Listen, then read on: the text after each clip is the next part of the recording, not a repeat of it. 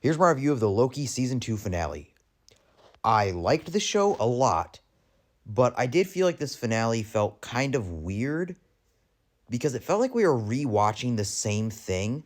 Because at the end of episode 5, he goes actually back to, I believe, it was episode 4, like where he rewrites time or whatever.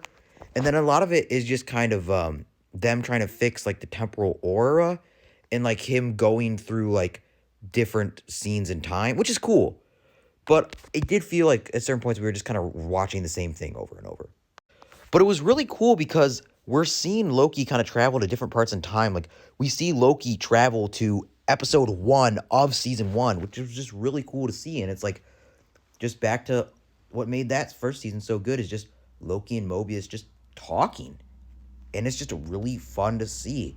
And it's cool because in this one, like, Loki obviously has a completely different perspective because he's gone through so much, because it was all of season 1 and then all of season 2.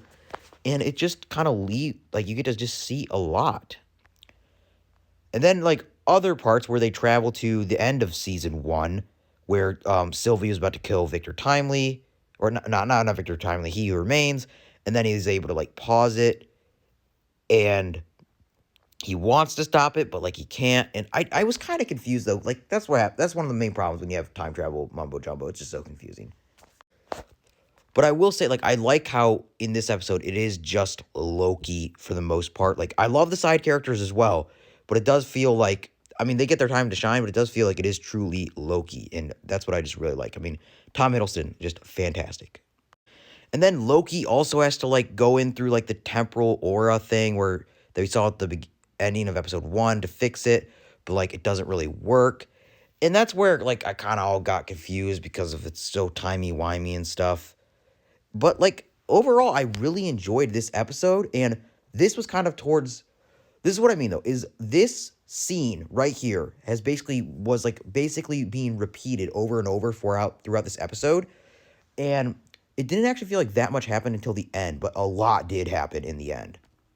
I mean, first things first, he kind of just completely overpowers it with all of his magical powers. And we do feel like, I feel like this is probably the most powerful Loki has ever been. Because, like, the machine or whatever isn't working, so he fixes it with some magical powers, which is just really confusing. I'm like, kind of forgot. Like, how does this work?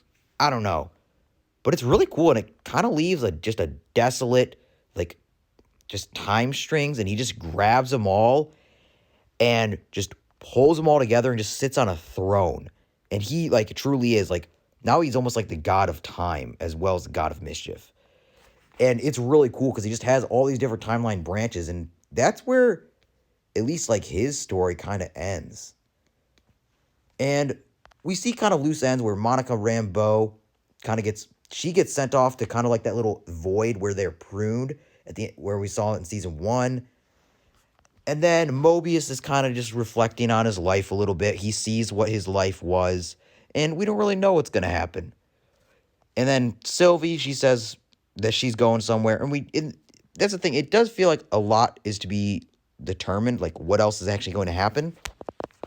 Because this episode felt like a lot happened, but also a lot didn't happen. Because a lot happened in, like, the last, like, 10 minutes, it feels like. For, like, a 50-minute episode, because, like, the first, like, 40 minutes I felt like was just repeating stuff. Because it's like, oh, it's going to happen. You have to figure out a different way. And then the last 10 minutes just kind of speeds through and you see a bunch of stuff happen. So that's why it's kind of confusing. But I think that for the most part, our characters got a very well, kind of a good wrap-up to their story.